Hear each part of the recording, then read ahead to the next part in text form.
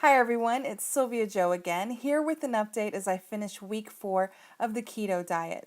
Now, last week I didn't lose any weight, and I can't blame anyone but myself. I didn't work out and I didn't track my calories.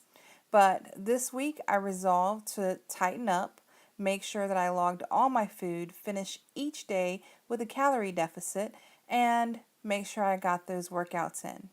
I got at least 5 workouts in. I went to CrossFit twice.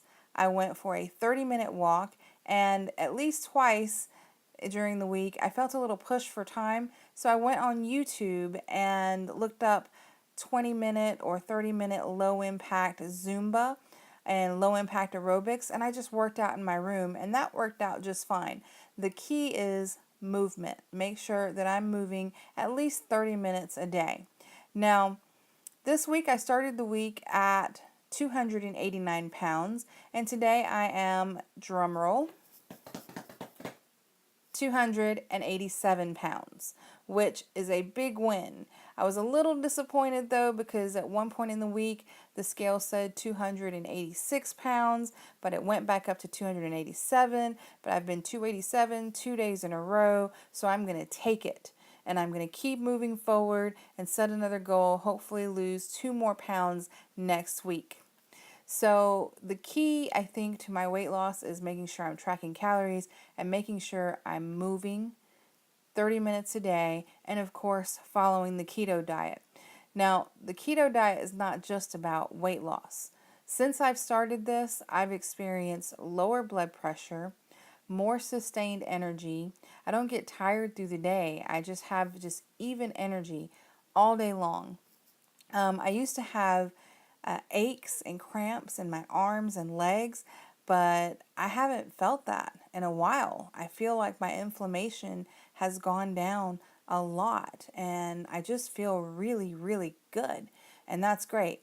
Now, here's a big win that I wanted to share with you. It's something personal, but about 2 weeks ago, I made a post about having started the diet and the big change in my blood pressure, how I went from being usually with medication between 135 and 145, and about 2 weeks after I started the diet, my blood pressure was reading consistently in the 120 range.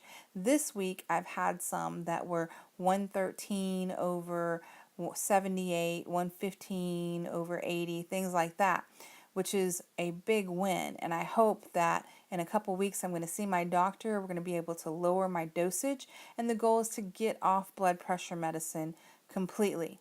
So I posted about that 2 weeks ago. Today, someone came up to me and said, "Hey, you know, I've seen you talk about the keto diet and about how much better you felt, and that was great.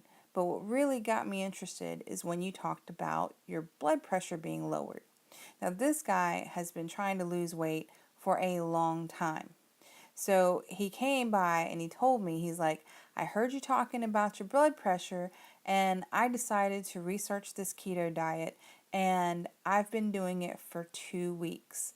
He's been doing it for 2 weeks, and he's lost 9 pounds, and his blood pressure usually reads 166 in that range for the top number, and in the high 90s, and sometimes over 100 for that bottom number, and that's with medication. So he came by to tell me, he's like, "This week I've had several days in a row where I've had blood pressure which is like 130 over 85, 135 over 83, things like that." He's like, "My doctor is going to be so amazed when I see them." He has an appointment next week, so I'm excited to hear what the doctor has to say for him.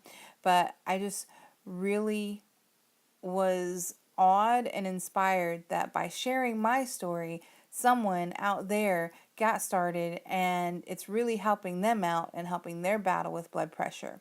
So that was my big win for the week. Eventually, I hope to post some recipes that I'm coming across.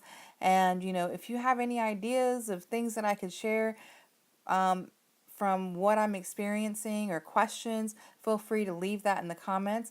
And that's all I have for today. I hope everyone has a great and productive week, and I'll see you next week with an update.